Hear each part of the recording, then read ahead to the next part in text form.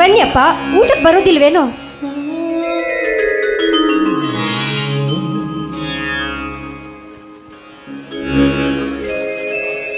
ಬರುತ್ತೇನಮ್ಮ, ಬರುತ್ತೇನೆ. ಕಾಮಾಕ್ಷಿ, ಇವತ್ತು ಅಡಿಗೆ ಇಷ್ಟು ಬೇಗ ತಯಾರಾಗಿದ್ದಿಲ್ಲಮ್ಮ? ಅಪ್ಪ, ಏನು ಮಾಡಲಿ ಹೇಳಿ? ಗಂಡನ ಮನೆಯಲ್ಲಿ ಬೇಸತ್ತು ತವರು ಮನೆಗೆ ಬಂದರೆ ಇಲ್ಲೂ ಕೂಡ ಕತ್ತಿಯಂತೆ ದುಡಿಯೋದಾಗಿದೆ ನನ್ನ ಬದುಕು.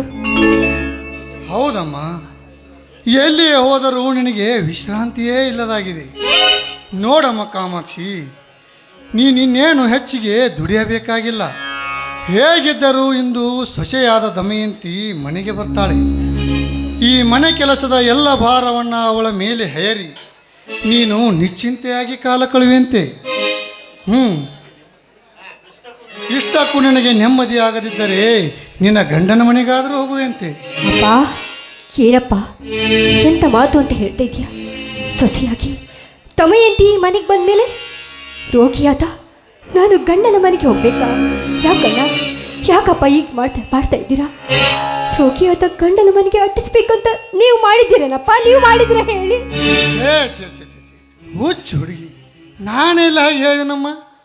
ನಿನಗೆ ಗಂಡನ ಮನೆಗೆ ಹೋಗುವ ಮನಸ್ಸಿಲ್ಲದಿದ್ದರೆ ಇಲ್ಲಿಯೇ ಇದ್ದು ಬಿಡಮ್ಮ. ನನ್ನ ಪಾಲಿನ ಒಬ್ಬಳೇ ಒಬ್ಬ ಮಗಳಾದ ನೀನು ತವರು ಮನೆಯಲ್ಲೇ ಇದ್ದರೆ ನನಗೆ ಸ್ವರ್ಗವೇ ಸಿಕ್ಕ ಹಾಗೆ. ಮಗಳ ಕೈಯಿಂದ ಸಿಗುವ ಸಿಹಿಯಾದ ಊಟಕ್ಕೆ ಈ ನಿನ್ನ ತಂದೆ ಮನಸೋತು ಹೋಗಿದ್ದಾನಮ್ಮ. ಬನ್ನಿಯಪ್ಪ, ಹಾಗಾದ್ರೆ ಊಟ ಆದ್ರೂ ಮಾಡಿ ನಡೀರಿಯಪ್ಪ.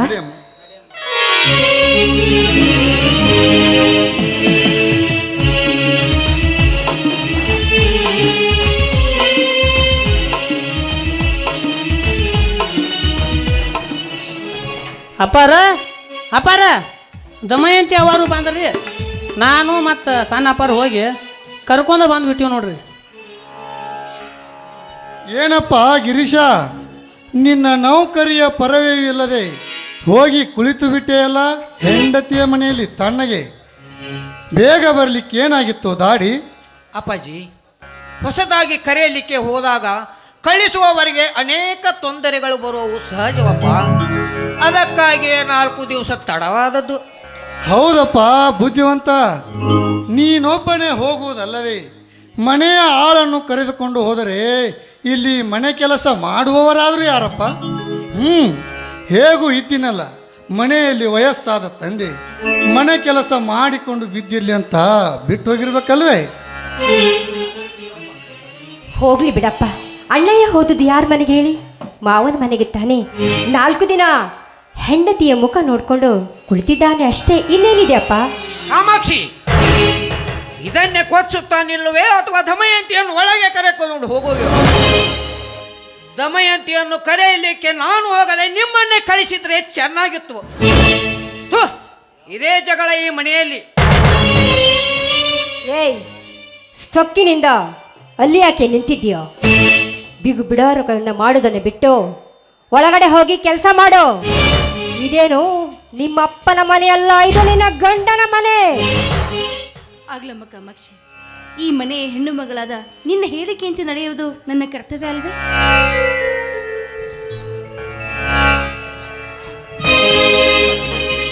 ನಮಸ್ಕಾರ ವಯ್ಯಾರಗಳನ್ನ ಮರೆತು ಮೊದಲು ಒಳಗೆ ನಡಿ, ಕೆಲಸ ಮಾಡು, ನಡಿ ಹೋಗು. ಮದುವೆಯಲ್ಲಿ ಬರಬೇಕಾದ 3 ಲಕ್ಷ ವರದಕ್ಷಿಣೆ ಹಣ ಬರೋವರೆಗೂ ಇವರು ತವರು ಮನೆಯಲ್ಲೇ ಬಿದ್ದಿರ್ಲಿ ಅಂತ ಬಿಟ್ಟು ಬಿಟ್ಟಿದ್ದೆ ಇವರನ್ನ.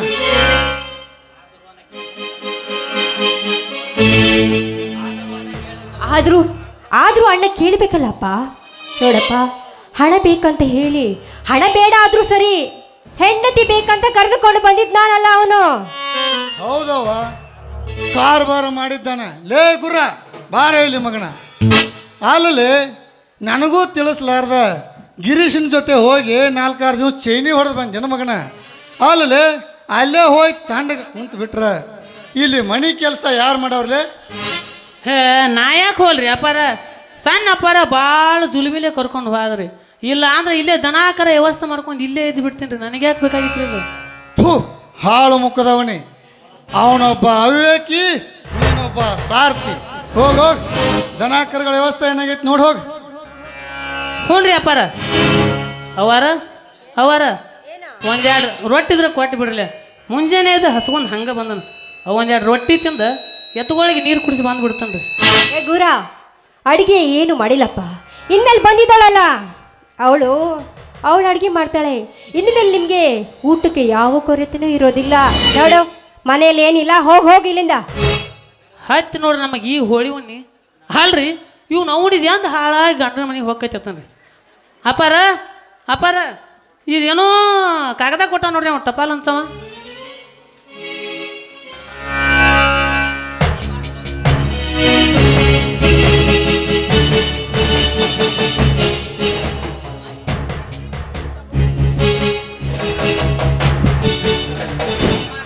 ಹಲೋ, ಶ್ರೀಮಾನ್ ಸೋಮೇಶ ಮಾವನವರ ಚರಣ ಸನ್ನಿಧಿಗೆ ಜಕ್ನೂರದಿಂದ ನಿಮ್ಮ ಪ್ರೀತಿಯ ಹಳೆಯನಾದ ಪ್ರಭಾಕರ್ ಮಾಡುವ ಶಿರಸಾಷ್ಟಾಂಗ ನಮಸ್ಕಾರಗಳು. ನನಗೆ ಜ್ವರವು ಹೆಚ್ಚಾಗಿದ್ದು ಕಾಮಾಕ್ಷಿಯನ್ನು ಕರೆಯಲಿಕ್ಕೆ ಬರಲು ಯಾರೂ ಇಲ್ಲದ ಕಾರಣ ಆದಷ್ಟು ಬೇಗ ಕಳಿಸಿಕೊಡಬೇಕಾಗಿ ವಿನಂತಿ. ಏಕೆಂದರೆ ನನಗೆ ಬಹಳ ತ್ರಾಸಿದೆ. ಇಂತಿ ನಿಮ್ಮ ಪ್ರೀತಿಯ ಹಳೆಯ ಪ್ರಭಾಕರ್. ತಿಳಿಯುತ್ತೆ ನಮ್ಮ ಪತ್ರದ ವಿಷಯ? ತಿಳಿಯಿತಪ್ಪ, ತಿಳಿಯಿತು ಅಪ್ಪ. ಅಂಥವನ ಜೊತೆ ನಾನು ಬದುಕಬೇಕಂತಂದ್ರೆ ನನಗೆಂದಷ್ಟೊಂದು ದುಃಖ ಆಗ್ತಿದೆ ಗೊತ್ತಪ್ಪ, ದುಃಖ ಆಗ್ತಾ ಇದೆ. ಮದುವೆಯಾಗಿ 1 ವರ್ಷ ಹೋಗೋದ್ರೊಳಗೆ ಅವನಿಗೆ TB ಕಾಯಿಲೆ ಬಂದು ರೋಗ ಅವಸ್ಥೆಯಲ್ಲಿ ಅವನು ಬಿದ್ದು ಬಿಟ್ಟಿದ್ದಾನೆ. ಅಂಥ ಗಂಡನ ಜೊತೆ ನನಗೆ ಬದುಕಬೇಕಂದ್ರೆ ಎಷ್ಟೊಂದು ಕಷ್ಟ ಆಗ್ತಿದೆ ಗೊತ್ತಿದೆಯಪ್ಪ, ಎಷ್ಟೊಂದು ಕಷ್ಟ ಆಗ್ತಾ ಇದೆ ಅಪ್ಪ. ಯಾವ ಸುಖವನ್ನು ಕಾಣದೆ ಅಂಥವ್ರ ಜೊತೆ ನಾನು ಬಾಳ್ವೆ ಮಾಡೋದಾದ್ರೆ ಹೇಗಪ್ಪ? ನೀನೇ ಹೇಳು, ಹೇಗೆ ಬಾಳ್ವೆ ಮಾಡಬೇಕು ನಾನು? ಅಪ್ಪ ನೋಡಪ್ಪ, ಈ ಕಾಗದ ಪತ್ರವನ್ನು ಮೊದಲು ಹಾಕಿಬಿಡು. ಅಂತ ಗಂಡನ ಜೊತೆ ಬಾಳೋದಕ್ಕಿಂತ ಹೇಗಪ್ಪ ಇರ್ಬೇಕು ನಾನು? ಹೇಗೆ ಬಾಳ್ಬೇಕು ಹೇಳು? ಅಂಥವನು ಇದ್ದರಷ್ಟು ಸತ್ತರಿಷ್ಟಪ್ಪ, ಸತ್ತರಷ್ಟು.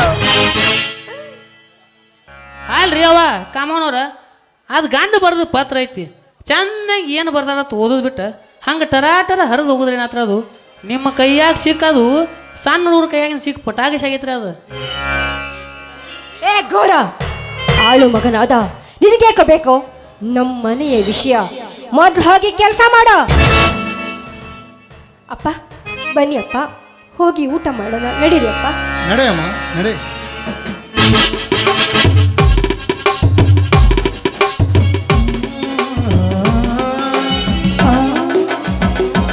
ನಮಸ್ಕಾರ ಅಪ್ಪಾರ, ಎಲ್ಲ ಆರಾಮದಿರ್ಲ? ನಮಸ್ಕಾರಪ್ಪ, ಆರಾಮದ ನೋಡಿ. ಬೇಸದಿರ್ಲ? ಬೇಷದನು, ಪಾಡದಿರ್ಲ? ಟೇಕೋದನು, ಪಾಡೋದನು ಎಲ್ಲ ಅದನು. ಹಾಂ, ಅಂದಂಗೆ ಅಪ್ಪಾರ ಈ ಕಡೆ ಯಾಕೆ ಬಂದ್ರಿ ನೀವು?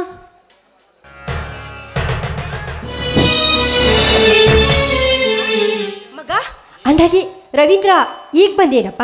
ಹೌದಮ್ಮ, ನಿನ್ನೆ ಶಾಲೆಗೆ ಹೋಗಿ ಮುಗಿಸ್ಕೊಂಡು ಈಗ ತಾನೇ ಬಂದೆ ತಾನೆ? ಹೌದಮ್ಮ, ಇದೀಗ ತಾನೇ ಬಂದೆ. ಪರೀಕ್ಷೆ ಮುಗಿಸಿಕೊಂಡು ಮನೆಗೆ ಬರುವಷ್ಟರಲ್ಲಿ ತಂದೆಯವರು ವಿಪರೀತ ಜ್ವರದಿಂದ ಮಲಗಿಬಿಟ್ಟಿದ್ದಾರೆ. ಅದಕ್ಕಾಗಿ ಅವರ ಆರೈಕೆ ಮಾಡಲು ಯಾರೂ ಇರುವುದಿಲ್ಲ. ಅದಕ್ಕಾಗಿ ನಿನ್ನನ್ನು ಕರೆದುಕೊಂಡು ಹೋಗಲೆಂದು ಬಂದೆನಮ್ಮ. ಯಾವಾಗ ಬಂದೇವ ರವೀಂದ್ರ? ಎಲ್ಲ ಕಾಳ ಎಷ್ಟೊಂದು ಬೆಳೆದು ಬಿಟ್ಟಿದೆಯಲ್ಲೋ. ಅಪ್ಪ ಹೌದು ನೋಡ್ರಿ ಅಪ್ಪಾರ, ಎಷ್ಟು ಬೆಳೆದು ಬಿಟ್ಟಾರು. ಪೈಲಿಗೆ ನಾನು ಇವ್ನ ಯಾಕೆ ದುಡ್ಯಾಕೆ ಬಂದಾಗ ಕೀಟ ಇದ್ರಿ, ಈಗ ಎಷ್ಟು ಬೆಳೆದು ಬಿಟ್ಟಾರ ನೋಡ್ರಿ. ಪ್ಯಾಟಿಗೆ ಹೋಗಿ ಹೊಟ್ಟಿಗೆ ಏನೇನು ತಿಂದಾರು ಏನೇನಿಲ್ಲ ಯಾಂಬಲ್ರಿ ಅಪ್ಪಾರ. ಅಂದಂಗೆ ನೀವು ಯಾವ ನೀರು ಕುಡಿತೀರಿ? ಅಪ್ಪ ನೋಡಿಯಪ್ಪ, ನನ್ನ ಯಜಮಾನರ ಸ್ಥಿತಿ ಚಿಂತಾಜನಕವಾಗಿದೆಯಂತೆ. ಅದಕ್ಕೆ ರವೀಂದ್ರ ನನ್ನನ್ನು ಕರೆದುಕೊಂಡು ಹೋಗೋಕ್ಕಂತ ಬಂದಿದ್ದಾನಪ್ಪ. ಹೌದೇನು ರವೀಂದ್ರ? ನಿನ್ನ ತಂದೆಯ ಜ್ವರ ಇಷ್ಟೊಂದು ವಿಕೋಪಕ್ಕೆ ಹೋಗಿರೋ ವಿಷಯ ನಮ್ಗೆ ಯಾರು ತಿಳಿಸೇ ಇಲ್ವಲ್ಲೋ. ಈಗ ಕರೆಯಲಿಕ್ಕೆ ಬಂದ ನಿನ್ನಿಂದಲೇ ಗೊತ್ತಾಗಿತ್ತು. ಇರಲಿ, ಕರೆದುಕೊಂಡು ಹೋಗುವಂತೆ ಕುಳಿತುಕೊಳ್ಳಪ್ಪ. ಕುಳಿತುಕೊಳ್ಳುವ ಸಮಯವಿದಲ್ಲ ಅಜ್ಜ. ನನ್ನ ತಂದೆ ಸ್ಥಿತಿ ಈಗಲೋ ಇನ್ನಾವಾಗಲೋ ಎಂದು ಉಳಿದುಕೊಂಡಿದೆ. ಅದಕ್ಕಾಗಿ ನಾನು ತಾಯಿಯನ್ನು ಅರ್ಜೆಂಟ್ ಕರೆದುಕೊಂಡು ಹೋಗಲೇಬೇಕು. ಯಾವಾಗ ಬಂದೆ ರವಿ? ಇದೀಗ ಬಂದೆ ಮಾಮ. ಮತ್ತೇನು ರವಿ, ನಿನ್ನ ಪರೀಕ್ಷೆ ಮುಗಿದಿರಬಹುದಲ್ಲ? ಪರೀಕ್ಷೆ ಮುಗಿತು ಮಾಮ. ಪರೀಕ್ಷೆ ಮುಗಿಸಿಕೊಂಡು ಮನೆಗೆ ಬರುವಷ್ಟರಲ್ಲಿ ತಂದೆಯವರು ವಿಪರೀತ ಜ್ವರದಿಂದ ಬಳಲುತ್ತಿದ್ದಾರೆ. ಅದಕ್ಕಾಗಿ ತಾಯಿಯನ್ನು ಕರೆದುಕೊಂಡು ಹೋಗಲೆಂದು ಬಂದೆ. ತಂಗಿ ಕಾಮಾಕ್ಷಿ, ಅಲ್ಲಿ ನಿನ್ನ ಪತಿ ಪ್ರಭಾಕರನು ಸೀರಿಯಸ್ ಆಗಿ ಮಲಗಿದ್ದಾನಂತೆ. ನಿನ್ನ ಮಗ ರವೀಂದ್ರನೇ ಖುದ್ದಾಗಿ ಕರೆಯಲಿಕ್ಕೆ ಬಂದಿದ್ದಾನೆ. ಆದರೂ ಕೂಡ ಯಾವುದು ಯೋಚನೆ ಇಲ್ಲದೆ ಹಾಗೆ ಸುಮ್ಮನೆ ನಿಂತ್ಕೊಂಡು ಬಿಟ್ಟಿದೆಯಲ್ಲ. ಹೋಗಮ್ಮ, ಹೋಗು ನಿನ್ನ ಗಂಡನ ಮನೆಗೆ. ತೆಗೆದುಕೋ, ಖರ್ಚಿಗೆ ಇರಲಿ.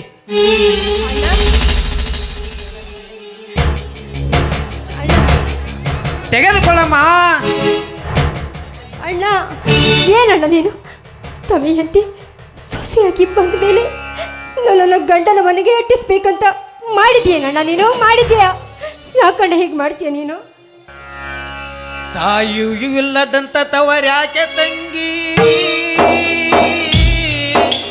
ತಪ್ಪಿಯು ತಂಗ ಬ್ಯಾಡ, ಹಂಗಿನ ತುತ್ತಾಡ ತುಂಗ ಬ್ಯಾಡ.